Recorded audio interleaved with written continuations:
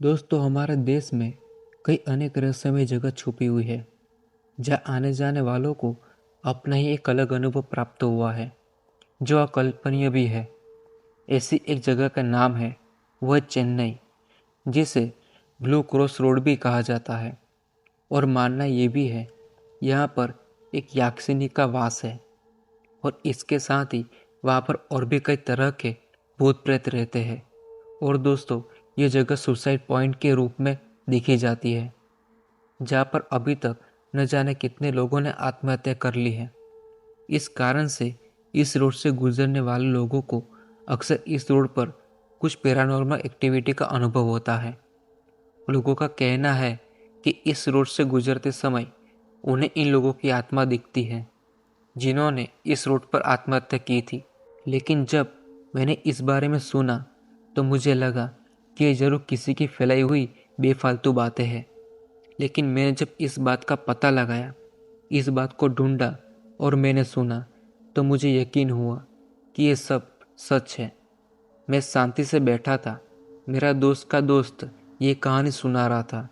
उसने मुझे बताया, बल्कि अपने साथ घटी घटना के बारे में बताया। उसके अनुभव के बारे में सुनकर मैं बिल्कुल दंग रह गया था। उसके साथ घटी घटना के बारे में जानने के बाद मैंने उस जगह के बारे में और जानने की कोशिश की तो मुझे 2-3 लोग और मिले जो ब्लू क्रॉस रोड से गुजरे थे और उन्होंने भी अजीबोगरीब चीज़ें मुझे बताई जो उन्हें उस रोड में देखने को मिली। मैं इन्हीं सभी घटना को आपके साथ शेयर करने जा रहा हूँ। तो चलिए, सबसे पहले सुनिए उस आदमी के साथ असल में क्या हुआ था। मेरे दोस्त का नाम है रौनक, जो हैप्पीली मैरिड है और उसकी 12 साल की बेटी भी है। उसकी पत्नी का नाम आसना है। ये बात है कुछ साल पहले की, जब रौनक की बेटी कियारा को आंखों में कोई प्रॉब्लम हो गई थी और तब रौनक और आसना उसे लेकर चेन्नई गए हुए थे, जहाँ आंखों के इलाज के लिए बेस्ट डॉक्टर थे। रौनक का एक दोस्त था माहिर, जिसका घर चेन्नई में था, जो कि खाली पड़ा हुआ था। इसलिए माहिर ने रौनक से कहा, जब तक कियारा का इलाज नहीं हो जाता तब तक वह उसके घर में रह सकता है। रौनक और आसना कियारा के इलाज के लिए चेन्नई पहुंच गए और जल्दी ही उनकी बेटी का ट्रीटमेंट भी चालू हो गया। करीब 1 हफ्ते तक उसका ट्रीटमेंट चला और उसके बाद 12 दिनों तक कियारा को रेस्ट करने के लिए कहा गया। जब वो ठीक हो गई तो रौनक और आसना यूपी आने के लिए तैयार थे। लेकिन रौनक ने कुछ सोचकर कहा कि यार, इतनी दूर आए ही है तो क्यों ना 2-3 दिन घूम लिया जाए। आसना को भी ये ठीक लगा। रौनक के पास माहिर की कार भी थी, जो कई महीनों से गैराज में रखी हुई थी, क्योंकि माहिर कई महीनों से चेन्नई गया ही नहीं था। तो एक रात रौनक और आसना कियारा को लेकर लॉन्ग ड्राइव पर निकल गए। चेन्नई के रास्ते से वो दोनों बिल्कुल अनजान थे। कहाँ जाना सही है और कहाँ नहीं, ये उन्हें बिल्कुल भी नहीं पता था। रास्ते में उन्हें एक रेस्टोरेंट मिला जहाँ उन्होंने नॉनवेज खाया और थोड़ा नॉनवेज जो बचा हुआ था उसे पैक करवा लिया और गाड़ी में ही रख लिया। ऐसे ही घूमते हुए वो दोनों वहाँ पहुँच गए जहाँ रात के समय जाना खतरों से खाली नहीं था। वो जगह थी ब्लू क्रॉस रोड। ये जगह कुछ ऐसी थी जहाँ बहुत ऊंचे ऊंचे और घने पेड़ थे, जिससे दिन में भी सूरज की किरण रोड पर नहीं आती थी। जैसे ही रौनक और आसना ने उस रोड में एंटर किया, अचानक आसना को कुछ बुरी वाइब्स आने लगी।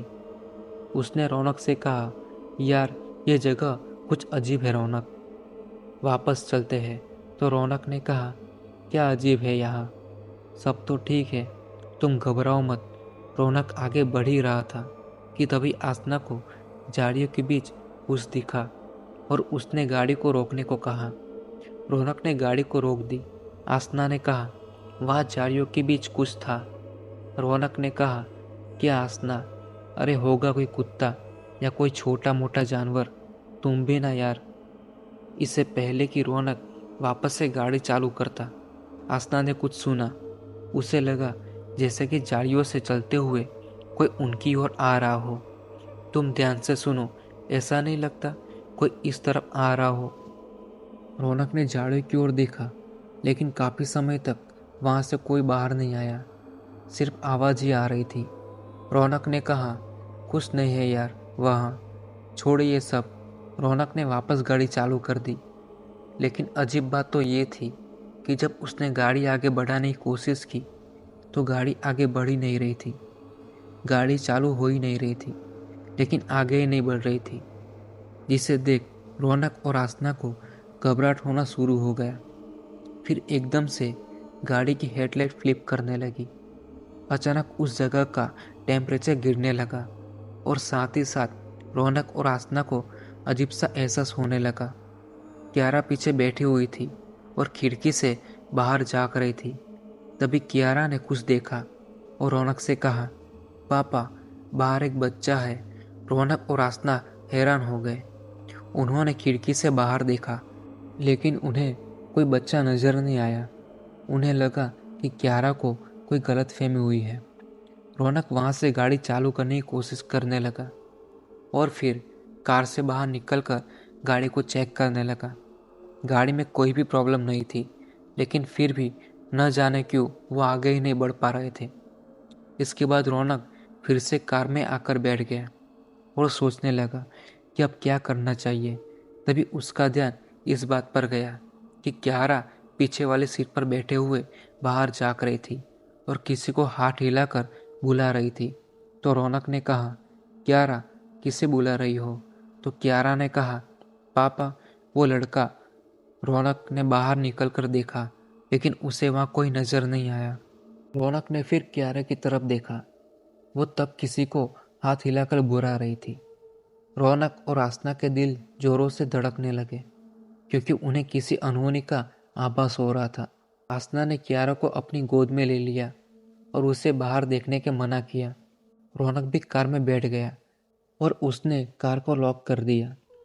दोनों को समझ नहीं आ रहा था कि ऐसी सिचुएशन में उन्हें क्या करना चाहिए। आसना तुरंत हनुमान चालीसा बोलने लगी। तभी कार में पीछे वाली खिड़की पर किसी ने नॉक किया। रौनक और आसना ने तुरंत पीछे देखा और उनके रोंगटे खड़े हो गए। पीछे एक औरत 15-16 साल के बच्चों के साथ लेकर खड़ी थी और खिड़की से अंदर झांक रही थी। रौनक और आसना की हालत बिल्कुल खराब हो गई थी उन्हें देखकर, क्योंकि उनकी आंखें बिल्कुल सफ़ेद थी और दोनों ने ही सफ़ेद कपड़े पहने हुए थे। उनकी नज़र गाड़ी के पीछे वाले सीट पर रखे हुए नॉनवेज के पैकेट पर थी। आसना ने आगे देखा और सामने कुछ देखकर उसकी चीख निकल गई। सामने कार के बोनेट पर 5 से 6 साल का बच्चा बैठा हुआ था और वो सामने विंडशील्ड को ठोक रहा था। आसना ने कियारा की आंखें बंद कर ली और बोली, रौनक, कुछ करो। दोनों के पसीने छूट गए थे। दोनों ही डर के मारे कांप रहे थे। तभी रौनक ने नॉनवेज के पैकेट को पकड़ा और विंडो से बाहर तुरंत फेंक दिया, जिसके बाद वो औरत, उसके साथ खड़ा बच्चा और सामने कार में बैठा हुआ बच्चा, तीनों ही उस पैकेट पर टूट पड़े। रौनक ने उसी वक्त कार आगे बढ़ाने की कोशिश की। आसना हनुमान चालीसा बोलती जा रही थी। उनकी सांसें अटकी हुई थी उस समय, लेकिन किस्मत ने उनका साथ दिया और कार चालू हो गई। ये कुछ ऐसा था मानो नॉनवेज के कारण ही उनकी गाड़ी आगे नहीं बढ़ पा रही थी, क्योंकि आत्माओं की नज़र उस नॉनवेज पर थी, जिसके कारण वो रौनक को आगे ही नहीं जाने दे रही थी। किसी तरह रौनक तेज स्पीड से ब्लू क्रॉस रोड से बाहर निकल गया, लेकिन उसके बाद भी रौनक और आसना डर के मारे कांप रहे थे। दोस्तों, जाहिर सी बात है कि ऐसा भयानक अनुभव अगर किसी के साथ होगा तो उसका भी दिल बाहर आ जाएगा। अब तो ये हुई मेरे दोस्त की रौनक की दास्तां। उसकी कहानी जानने के बाद मुझे उस ब्लू क्रॉस के बारे में और भी जानने की इच्छा हुई। इसलिए मैं अपनी जान पहचान के उन लोगों से बात करने लगा जो कभी चेन्नई में रहते थे या कभी वहाँ घूमने गए थे। उन लोगों में एक थे दामोदर काका, जिन्होंने 1 साल चेन्नई में ऑटो रिक्शा चालक का काम किया था। तब उनकी उम्र करीब 30-32 साल की थी। वो तब अपने परिवार के साथ चेन्नई में रहते थे। सुबह से रात तक उन्हें ऑटो चलाना पड़ता था, क्योंकि घर की आर्थिक स्थिति खराब थी और कमाने वाले वही थे। इसलिए जहाँ भी सवारी मिल जाए, जितना भी पैसे दे, वो उतने में ही खुशी खुशी लोगों को उनकी मंजिल तक ले जाते थे। इसी तरह एक रात की बात है, सुबह से उन्हें एक भी सवारी नहीं मिली थी, जिसके कारण वो बहुत परेशान थे और किसी सवारी का वेट कर रहे थे। रात के 11 बजे के आसपास उन्हें जब कोई नहीं मिला तो वो घर जाने के लिए निकल गए, लेकिन बीच सुनसान रास्ते में उन्हें एक लड़की मिली जो ऑटो का इंतज़ार कर रही थी। दामोदर काका ने ऑटो रोका और उससे पूछा कि वो कहाँ जाना चाहती है, तो उसने अपना डेस्टिनेशन बताया, लेकिन वहाँ तक पहुँचने के लिए ब्लू क्रॉस रोड को पार करना था, जो कि हॉन्टेड था। दामोदर काका ने वहाँ जाने से साफ मना कर दिया, लेकिन उस लड़की ने कहा, प्लीज़ मुझे छोड़ दीजिए काका, यहाँ इस वक्त मुझे शायद ही कोई ऑटो मिलेगी। आप जितना पैसे बोलोगे मैं दे दूंगी, 2 गुना 3 गुना कुछ भी। तो दामोदर काका ने कहा, देखो बेटा, वो बहुत दूर है और उसके बहुत ज़्यादा पैसे लगेंगे। ये सुनकर वो लड़की मान गई। दामोदर काका ने सोचा कि वो उसे जल्दी से छोड़कर वहाँ से निकल जाएंगे, इसलिए उन्होंने उस लड़के को ऑटो में बैठने के लिए कहा। 1 घंटे के बाद वो लोग ब्लू क्रॉस रोड पर एंटर कर गए। दामोदर काका को डर लग रहा था, लेकिन वो लड़की आराम से बैठी थी, तो दामोदर काका को लगा वो जरूर स्ट्रीट के बारे में नहीं जानती होगी। वो लोग आगे बढ़ ही रहे थे कि तभी अचानक से ऑटो अजीब सी आवाज़ करते हुए बंद पड़ गई और ऑटो का मीटर अचानक कम ज़्यादा बढ़ने लगा, जिसे देख दामोदर काका के पसीने छूट गए। उस लड़की ने कहा, हे भगवान, अब कैसे जाऊंगी घर? आप कुछ करो प्लीज़ दादा। दामोदर काका ने कहा, हाँ हाँ मैडम, देखता हूँ। दामोदर काका ने फिर से ऑटो चालू करने की कोशिश की, लेकिन ऑटो चालू ही नहीं हुई। उन्होंने ऑटो को धक्का लगा कर भी देखा, लेकिन फिर भी कुछ नहीं हुआ। तो दामोदर काका ने कहा, देखिए, आप यहीं बैठिए, मैं 5 मिनट में आता हूँ मदद लेकर। उस लड़की ने कहा, अरे नहीं नहीं, आप कहीं मत जाइए मुझे अकेला छोड़कर, मुझे अकेले डर लगता है। दामोदर काका को समझ नहीं आया कि अब क्या करना चाहिए।